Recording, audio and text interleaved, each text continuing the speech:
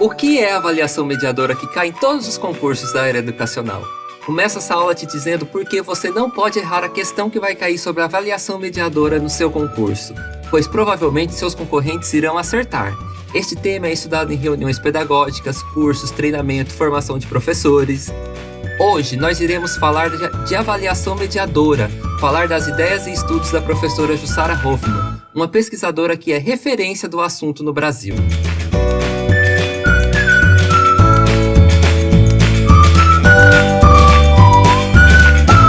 A avaliação mediadora é um assunto constante em provas de concursos e deve fazer parte da nossa prática do dia a dia. O que é importante saber sobre a avaliação mediadora? A autora, em seus diversos livros e publicações, deixa claro que precisamos superar a prática tradicional de avaliar e deixando para trás o conceito de que a avaliação é apenas um medidor de conhecimento, mas sim mediadora do conhecimento, que faça parte do processo de ensino e aprendizagem. O aluno precisa ser estimulado a aprender. A avaliação mediadora tem uma percepção construtivista do erro. Já vamos falar mais sobre isto. Assim como foi dito na aula sobre avaliação formativa, a avaliação deve ajudar o professor na construção e reconstrução constante do seu fazer pedagógico. Infelizmente, existe muita resistência ao paradigma da avaliação mediadora, tanto das escolas, dos sistemas, até mesmo dos pais de alunos que acreditam que o ensino tradicional seria melhor, um ensino rígido e disciplinador. Na perspectiva de avaliação mediadora, ela busca o envolvimento máximo possível do aluno, permanente, grave bem esse termo, vir a ser, sem limites pré-estabelecidos. O professor precisa caminhar junto com o educando, passo a passo, durante todo o processo de aprendizagem. Vamos analisar agora o artigo A Avaliação Mediadora, uma relação dialógica na construção do conhecimento, da professora e doutora Jussara Hoffmann, foi publicado no ano de 1994, na 22ª edição da revista Série Ideias, pela Fundação para o Desenvolvimento da Educação de São Paulo, nas páginas 51 a 59. Esse assunto será cobrado na prova do concurso da Prefeitura de Araçatuba e é cobrado em diversos outros concursos. A série Ideias reúne artigos de educadores e pesquisadores brasileiros e estrangeiros, apresentando experiências sobre diversos temas envolvendo a educação. Numa sala de aula temos 3 elementos: o professor, os alunos e o conhecimento. O encontro entre os 3 elementos acontece durante a aula, e é importante lembrar que o professor não é alguém que sabe tudo sobre determinado assunto ou objeto de conhecimento, e o aluno não é alguém que não sabe nada sobre este mesmo objeto de conhecimento da aula. Quando o professor e o aluno se comunicam na aula, o conhecimento se modifica, se atualiza. Ambos aprendem. O professor é um parceiro do aluno, mais experiente que facilita o acesso do aluno a este conhecimento. Para a autora, da mesma forma que o professor faz a mediação entre o conhecimento e o aluno, a avaliação deveria mediar todo esse processo. Por exemplo, um médico prescreve uma receita com os medicamentos, orientações que os pacientes precisam tomar, depois de analisar os exames laboratoriais e fazer uma avaliação clínica do seu paciente. O médico toma todas as medidas de acordo com o estado de saúde do paciente que ele está tratando, conforme ele vai acompanhando. Da mesma forma, a autora espera que o professor utilize a avaliação por todo o processo de ensino e aprendizagem. Ela quer dizer que o professor precisa acompanhar, observando como o aluno está aprendendo o conhecimento, identificar suas dificuldades. Assim, ele vai decidir quais outras medidas deve tomar, reformular seu plano de aula, mudar seu método de ensino. Na perspectiva da autora, é a avaliação que passa a regular a aprendizagem.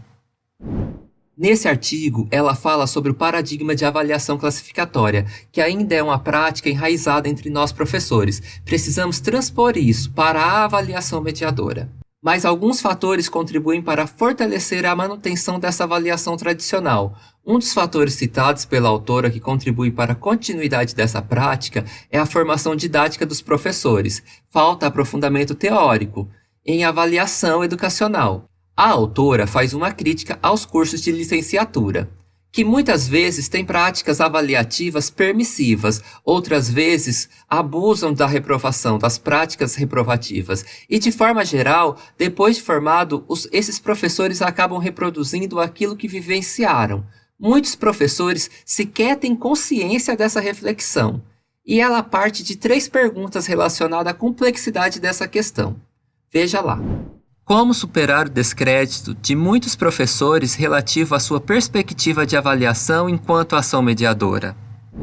Quais serão as questões emergenciais na discussão dessa perspectiva, levando-se em conta a superficialidade na formação dos professores nessa área? Em que medida prevalece uma visão de conhecimento positivista, fortalecedora da concepção classificatória da avaliação? A autora conta ainda que em seus seminários os professores acabam sendo repetitivos nas perguntas, após ela levantar esses 3 questionamentos que nós acabamos de ver. E é justamente isso que revela a postura de resistência desses professores. Nesse momento, ela passa a aprofundar a sua análise sobre essas questões no seu artigo, as questões que os professores levantam nos seminários. A professora Jussara apresenta o seguinte quadro, com as perguntas feitas pelos professores, e ela levanta algumas hipóteses. Entre as perguntas feitas pelos professores estão: não estaremos nós, professores, sendo responsabilizados pelo fracasso dos alunos desinteressados e desatentos? Como é possível alterar nossa prática considerando o número de alunos com que trabalhamos e o reduzido tempo em que permanecemos nas turmas? Não é necessário, para tanto, uma enorme disponibilidade do professor para atendimento aos alunos? E em que medida formaremos um profissional competente sem uma prática avaliativa exigente e classificatória? Será possível alterar o paradigma de avaliação diante das exigências burocráticas do sistema? Não se deveria começar por alterá-las?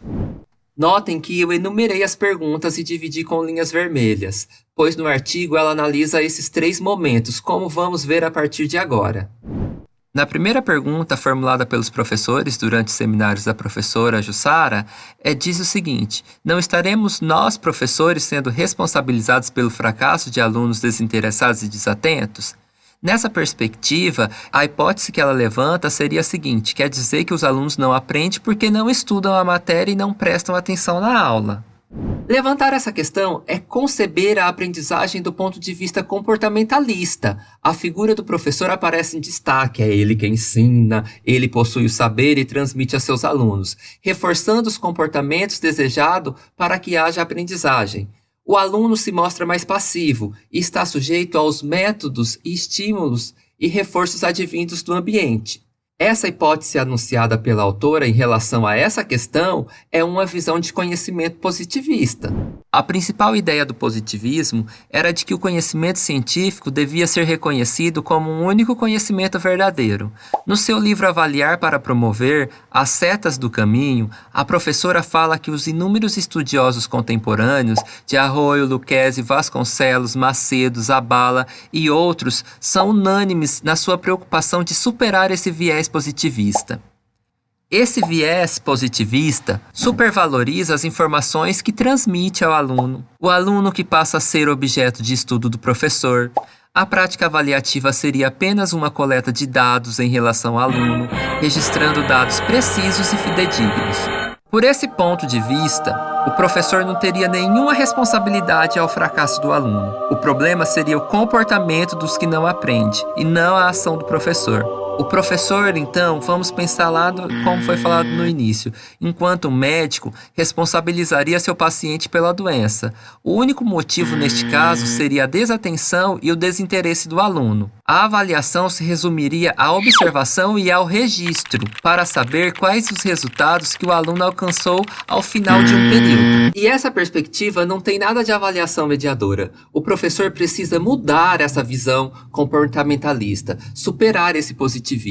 O comprometimento do aluno é importante, mas não é a razão absoluta para o fracasso ou sucesso. São princípios presentes em uma avaliação mediadora, o acompanhamento reflexivo e o diálogo.